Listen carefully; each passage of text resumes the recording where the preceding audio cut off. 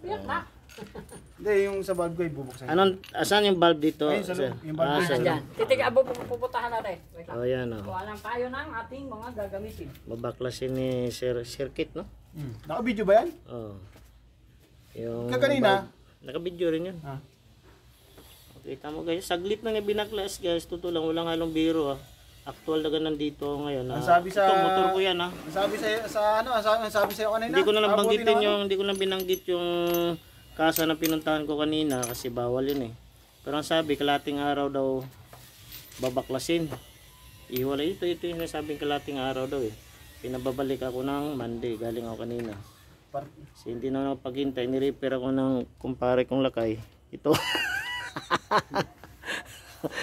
Yung nag-repair sa akin. Ay, manchito. Ito guys, so kompleto siya ng gamit oh.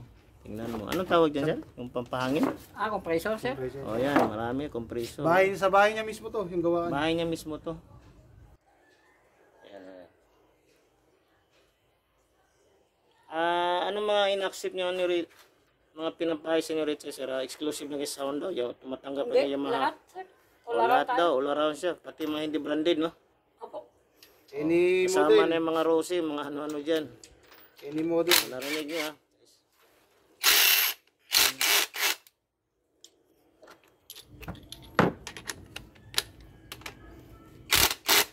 Yan, isa na.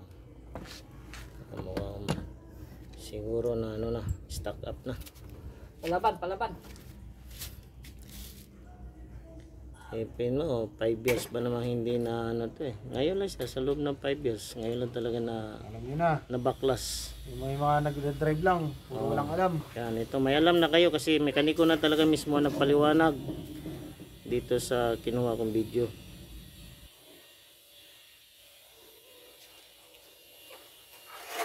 Ngayon, yung mga may problema ganito. Mamaya si Kachit, i-add mo. Para pag pinost mo yung kasama siya. Sige. I-share mo sa kanya. Hindi, mag-subscribe siya sa channel ko sa ano, Hindi nga. Touch Dart. Kasama siya dyan yung Oo nga eh. para dalawa kayo. Oo. Pangit yung tornilyo niya. Bumilog na. Tama. Binuksan na ba to dati? Wala pa. Ngayon pa lang. Ganito to.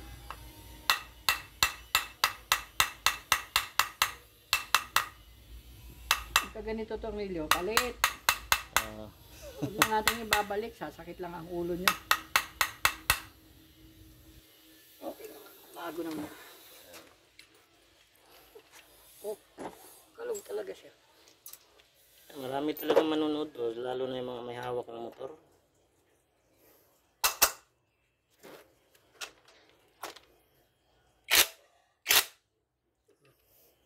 Ayaw talaga no? Talagang hindi matanggal yung tornilyo yan. Talagang kapit na sa bawang. Sa kalawang. Parang may-ari.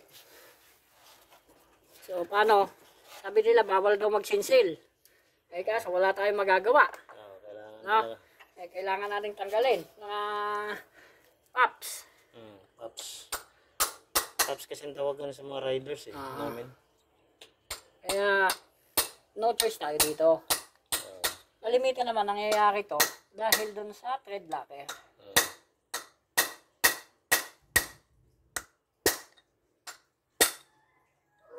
Yan o, umigot. Kita mo? Ito, papalitan na natin to. Yan, hindi tayo nagbabalik ng mga siranan tornilyo, mga pops ha. Kasi kawawa yung susunod na gagawa o kung may gagawa susunod. Kaya kayo mga mekaniko dyan na nagbabalik ng sirana ng tornilyo, huwag na kayo magbalik kung alam nyo sirana. Ayan na, tanda yung sinasabi ni ano circuit. Kasi pagbalik nyo, sirana. Kasi babalik nyo. O di pagka ginawa mo ulit, problema mo ulit tanggalin dahil sirana nga, binalik mo pa. Pwede naman palitan. Mura lang yung tornilyo. Kuha tayo ng ating malson po. Okay.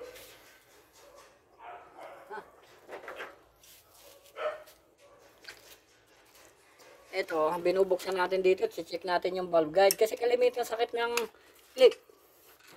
Kahit nagpalit tayo ng valve seal, bakit kumakain pa rin ng langis, sabi ng kalimitan. Saan yung valve seal dyan, circuit? Ito.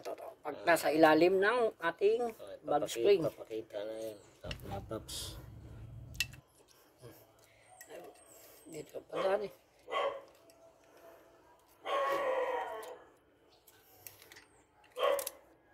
So, itong video mga paps ha, wala i-upload ko to siguro mamaya or sa sunod na araw. Wala talagang edit to. Actual talaga ito kung anong trabaho ang ginagawa ni Sir. Ito na yun.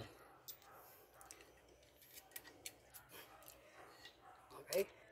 Saka ano mga paps, talaga maganda magpagawa kay Sir kasi pulido talaga. Nakabisado. Talagang hindi pagbaklas ka niya, saglit ka eh. Ayun na. Tatagalin natin ang valve. Hindi na malaman ng hula. Yan na. Makita. Yan na magkakalaman circuit kung ano yung Kung may tama yung ating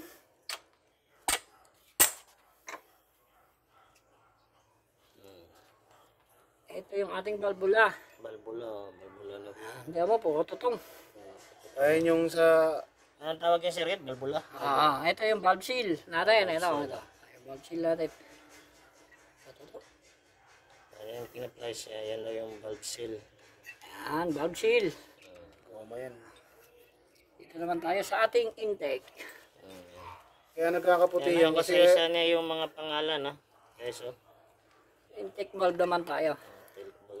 Tick valve. Yung una nating tinanggal, yun yung ating tinatawag na exhaust valve. Exhaust valve. Yan, kahit magkabaliktad yan, wala pong problema ha.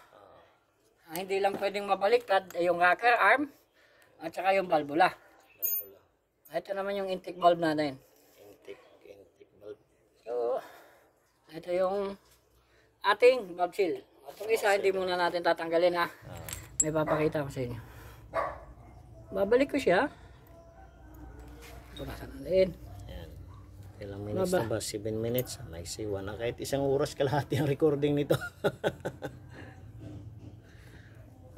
Para i-check ang ating valve guide, kailangan titignan natin kung may kalog yung valvula. Ngayon, okay lang po magkaroon ng 0.5 to 0.1 mm na alog. Wag lang sobrang laki. Sobrang laki. Ito, okay. Wala siyang problema. Titignan din natin kung okay siya sa pamamagitan ng takpan nyo yung valve seal nyo. Takpan nyo yung valve seal nyo, hihilain nyo to. Di ba may narinig kayong pak, sabi niya, parang pumutok. Parang pumutok. Ibig sabihin po, okay pa yung valve guide. Okay pa. Ulitin daw natin. Ulitin natin ha. Marinig Pakinggan nyo, tatahimik ako. Diba, narinig nyo ha? Ibig sabihin, okay pa yung valve guide ng intake. Intake. Ito naman tayo sa exhaust. X6. Ito, wala din siya, hindi naman siya ganun kalaki yung kalog. Merong kalog, normal yan. Normal lang. Kasi yung wear and tear ng bakal. No? Pero dapat hindi siya ganun kalaki. Okay? Tapos, dito, takpan nyo lang to. Narinig nyo ha guys, may tunog pa rin Pa. siya pero... Diba? Ibig sabihin, okay pa yung valve. Kasi nagkakaroon pa siya ng pressure dito. Kasi kung sobrang luwag na yan, kahit anong hatak nyo, hindi siya tutunog. Parang magiging ganito lang yan pagka singaw. Walang katunog-tunog.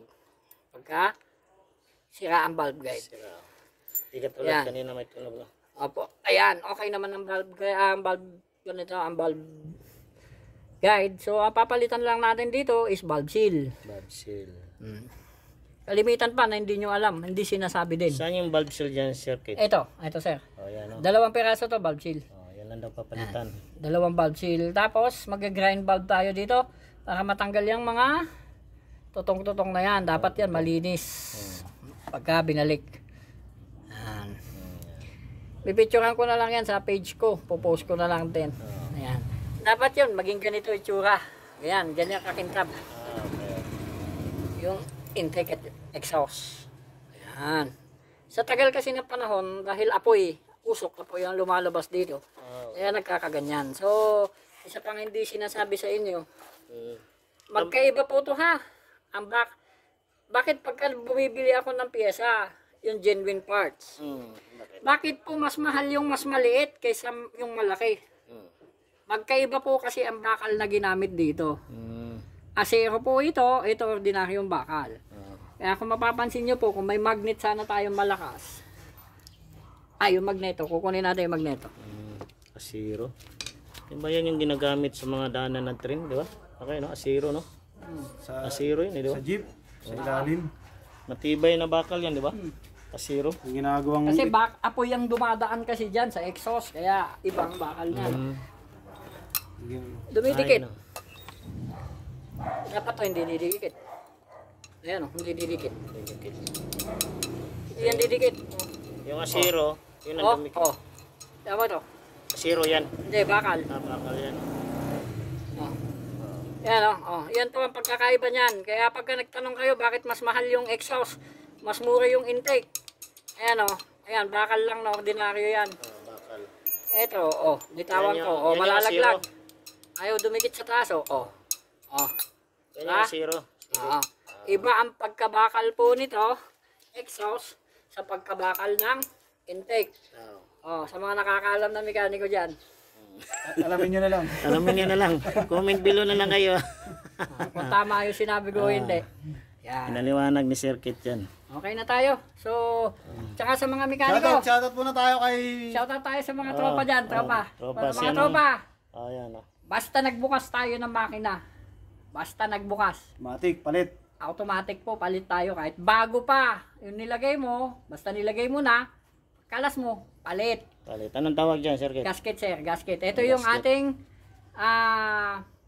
cylinder head gasket. Cylinder head. Pagitan ng cylinder head, tsaka block. Ito naman yung tinatawag yung base gasket. Ito yung nasa ilalim. Automatic din yan, mga katropa, mga paps. Wag po tayo naniniwala na pwede pa yan ibabalik. Lagyan na lang natin ng gasket maker.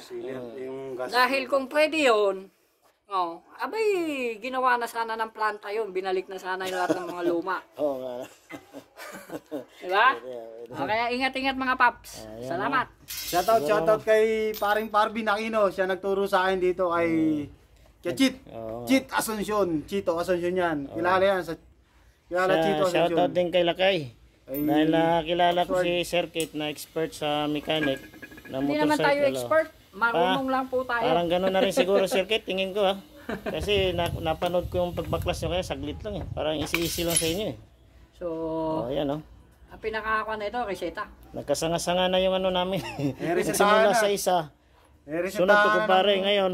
Nirepair naman ako ngayon. Itong kumukuha na video mga Paps. Si Paps Duarte to. Ayan. Ganun mo kasi. Baliktad mo yung... Kamay lang muna. Baliktad mo camera para makita ka. Kilala na nila ako. Ayan. Paps, hindi tayo magpapalit ng ng black. Okay, black mo. Cut mo yan. Yun yung sinasabi ko sa iyo kanina. Na kailangan makita ko muna yung pyesa mo. Ngayon, okay.